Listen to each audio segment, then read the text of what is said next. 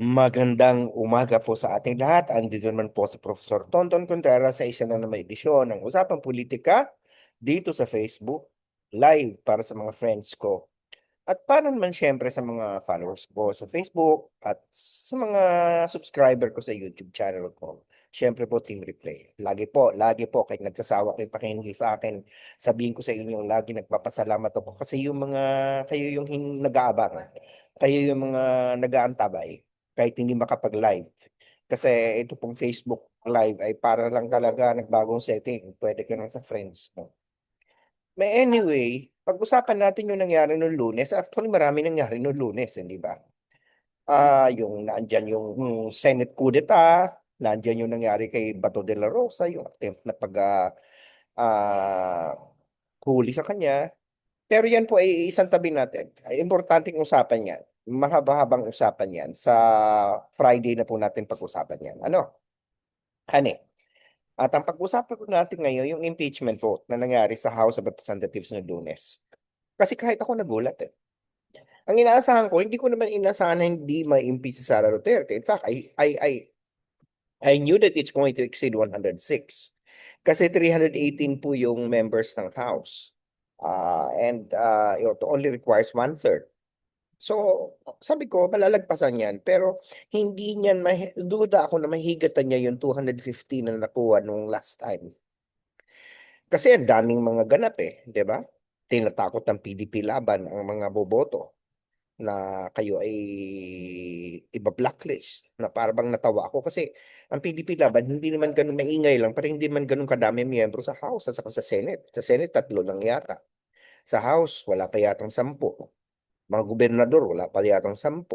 Mga mayor, hindi naman ganun kadami. So, ang iisipin mo ngayon, manakot ka kung marami ka, di ba? Eh, dinadala sa angas eh. Pero sige, andun na tayo. Andun yung pananakot mismo ng mga Duterte, di ba? Baste, tinatakot. Sa Cebu, nagkaroon ng rage rally at talagang tinakot yung mga taga Cebu na congressman. Di ba? Sa Mindanao. So, ay yung mga DDS mismo nananakot. At ito nga, habang nagbubotohan doon sa plenaryo, nagkuko sa Senado. Na alam mo naman yung optics eh. Kami ang may hawak ngayon ng Senado. Kapag nanalo, talagang hindi na makukonvict yan si Sara Duterte. Makakwit yan. So may ganung klase ng, parang sabi ko, una ko, oops, para yatang delikado. Well, of course, yung 106, hindi mo nanganganib yun. Pero sabi ko, I think it's not going to be that much. And so when the final tally came, nauna nga 255, yung pala na correct. 257 ang bumoto. Almost 80%. Diba? Almost 80% ang entire House of Representatives. At 25 lang ang bumoto ng kontra. At siya mang nag-abstain. At actually, mas marami pa nga yung hindi umattend. Di ba? Absent. So parang ako nagulat, sabi ko, wow. Ibig sabihin, di umubra yung pananakot. At yung mismong pagdeklara ni Sara Duterte na tatakbo siya sa eleksyon, di ba parang panakot na yun eh. Ingat kayo, tatakbo ako, tapos sinatakot mo yung mga mambabatas. Unanimous sa House Justice Committee. Unanimous, ha? And unanimous nung pagpa-found ng probable cause, unanimous nung binutuhan talaga yung mismong report. Tumaas pa. At ngayon, grabe, 257, that's a big number, 80%. 80%, di ba? Parang that's 4 out of 5 members of the House. That's really glaring. So sabi ko, wow, ibig sabihin nito eh, hindi umubra ang pananakot. Siguro nga, ang mga congressman, nag-isip sila na, grabe naman, kita mo na yung lantarang ng ebidensya. Ay hindi ka pa makakahanap ng probable cause, hindi naman i-convict eh, probable cause pa nga lang. At saka paano mo ba justify yung rason, yung irarason mo na hindi ka magpa-fine ng probable cause when wala namang naribat. The reality is Sara Duterte did not attend. Boycotted. A legitimate process, a constitutional process. So ano yun ang mukhang hiya ako ang congressman, anong paano ko yan papaliwanag sa mga constituents ko, 'di ba? At ang kung maipapakita ko sa inyong mapa, if I may, you know, yan, tingnan niyo yung mapa na yan.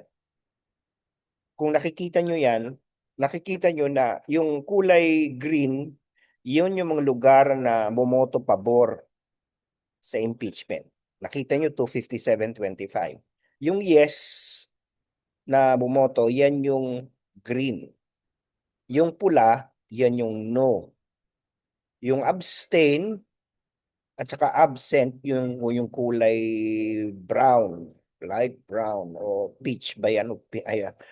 I be colorblind. Parang brown, light brown. At yung may mga yung may mga ganito, yung may mga bars sa diagonal, yan yung mga nag-flip. Ibig sabihin yan, yan yung mga dati ay bumoto ng no, ngayon ay nag-yes na. Tingnan natin na makikita natin. Of course, syempre kakaunti lang ang nag-no. Dominante sa Luzon, mapapansin mo. At mamaya babalikan ko yung maliit na pulang yon. Yan yung taga Laguna, yung aking congressman dito sa district ko. Isa sa mga bumoto ng no. At sa Visayas, kita-kita din natin. Except sa Cebu at saka sa Bohol at saka sa Southern Leyte. Kita mo, buong Visayas, green din. Ibig sabihin, yes. At ang medyo interesting ay ang Mindanao. Hindi solido ang Mindanao. Diba tingnan mo na lang. Okay, mas marami pang nag-abstain na taga Mindanao. Although syempre, andun yung mga pula sa Agusan, diba? Sa Davao Oriental, sa Davao City, diba? Makikita natin sa Bukidnon, okay? At meron din sa General Santos. Pero kita-kita mo kung hindi man nag-yes ay nag-abstain o hindi umattend. Okay? So it is basically a realization that it's almost like a political earthquake. Etong Mindanao, makikita mo na majority na mga members ng Congress sa Mindanao ay bumoto pa rin ng yes. At makikita natin ganun din sa party list na mas marami pa rin ang nag-yes. So this is really interesting. Ngayon, ano ba mga rason itong 25? Itong 25 na ito, binantayan ko yan eh. Ano yung speech nila, 'di ba? Na parang sinabi nila na ang iba, yun daw ay na may unity dapat tayo, ang daming problema ng bayan, magkaisa na tayo. Yun ang isa sa mga themes ng mga hindi bumoto pabor sa impeachment. Para sa akin, nasagot ko doon, hindi ba tayo pwede magsabay ng accountability at unity? Hindi ba natin pwedeng panagutin habang at sinusolve natin ang problema ng bayan? Ganun na ba tayo walang kakayahan na mag-multiple tasking samantalang ang trabaho ng isang bansa ay alagaan mo ang interes ng bayan? Di ba? At napakadami niyang interes, sabay-sabay yan. So, alam namang paisa-isa lang. Di ba?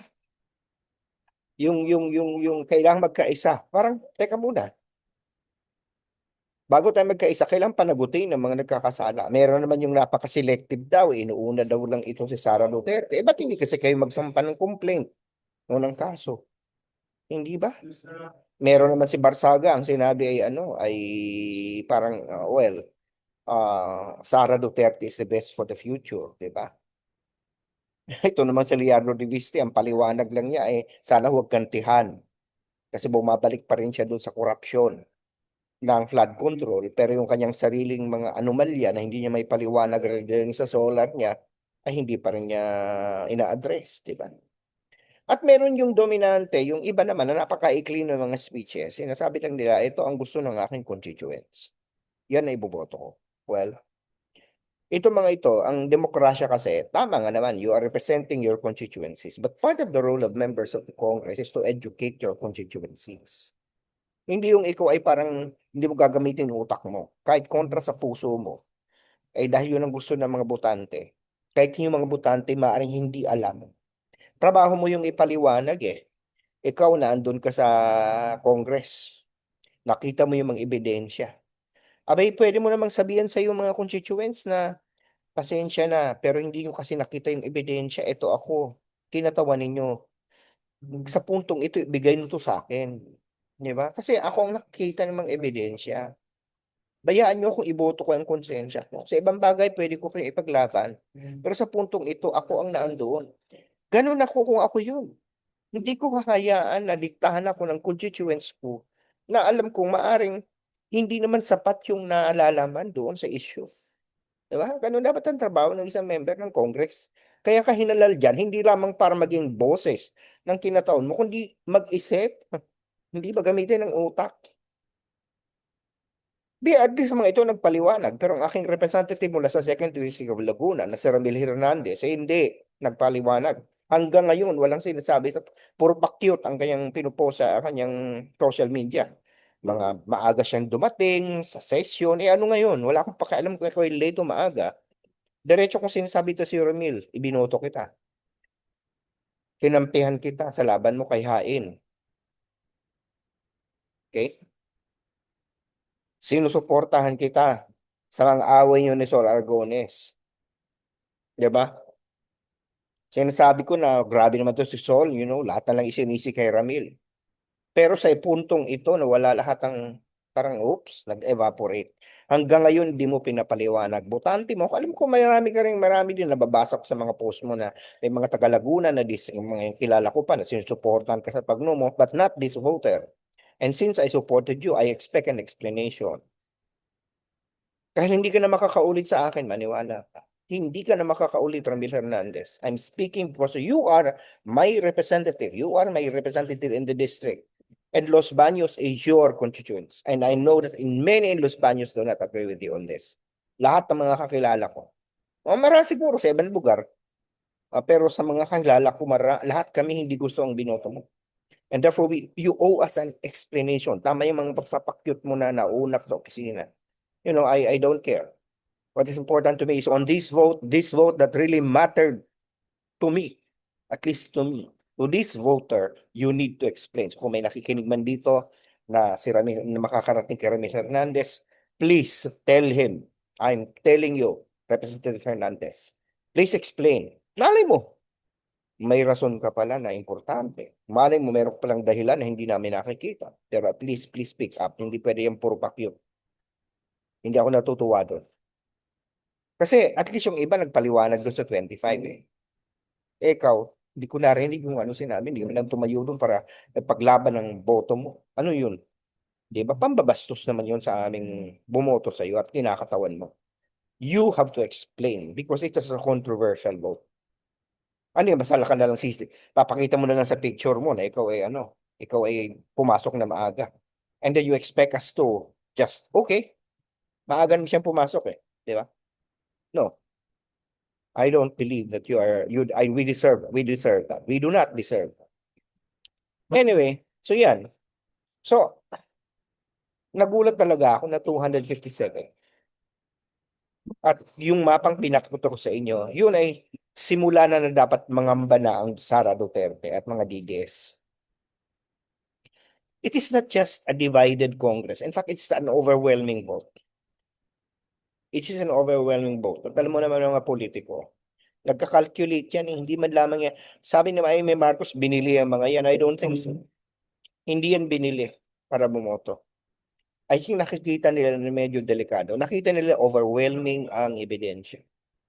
So nasa kamay na ng Senado ngayon. And ibang usapan yan. Pag-uusapan natin sa Biyernes yan tungkol sa kunila, pagpapalit ng liderato at ang kaugnayan nito sa impeachment. Meanwhile, sana nakapagturok sa iyong kaisipan, naplos ko yung puso at napabawang panunsubuhay, lalo na sa usapang politika, sabi sa akin ng Rizal, Teach Mind, Touch Heart, and Transform Lives. At sana nakapagsilpa ko sa UP, sa UP Los Baños. Punta po kayo sa UPLB, may bago na kami ngayong marker sa unahan. Hindi na po yan yung luma na naandun na maliit sa harapan, medyo harapan. Kaya pag magpapapicture ka, kaya mo pang tumayo sa daan, masapasahan ka. Ngayon naandun na po yun sa hagdan. Ganda, di ba? Ba? Yan. Anyway, proud to be UP. Serve the people. Yan ang sinabi ng UP, ng Lusba, ng UP sa akin. So, sa Biyernes po mag-usap na lang po tayo. Hindi ko lang alam ko po ng oras sa Biyernes kasi ang dami kong meeting sa Biyernes. Kung hindi tayo makapag live sa umaga, baka sa lunchtime or hapon. Abangan nyo na lang po. Pasensya na po. Anyway, definitely, pag-uusapan natin ang nangyari sa Senado sa Biyernes. Lagi yung sinasabi, yung pinanunghal, aning ulasal, magandang umaga, magandang hali, magandang hapon, magandang gabi. Nasa man kayo sa naroon sa mundo niya. Lalo doon sa mga ano, team rep. Ingat po tayo lagi. Bye for now. Talk to you Friday.